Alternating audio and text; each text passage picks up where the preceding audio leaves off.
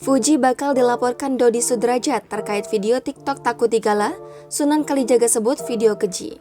Hubungan Dodi Sudrajat dengan keluarga Haji Faisal semakin memanas. Setelah muncul pernyataan Dodi Sudrajat bakal melaporkan Fuji diduga telah membuat video TikTok viral menjelekkan namanya. Diketahui Dodi Sudrajat meradang dengan beredarnya video dagelan tersebut di TikTok. Sunan Kalijaga memastikan bahwa video yang diduga dibuat adik Bibi Andriansyah, Fuji, yang berisi menjelek-jelekan nama Dodi Sudrajat di depan Galaski adalah melanggar hukum. Eri Kartanegara memastikan bahwa wanita yang diduga Fuji yang sudah membuat video dagelan menakut-nakuti Galaski Andriansyah dengan menjelek-jelekan nama Dodi Sudrajat melanggar pasal 27 ayat 1 UU ITE. Eri menambahkan, pihaknya sudah mengumpulkan bukti-bukti untuk melakukan tindakan hukum terhadap adik Bibi Andriansyah.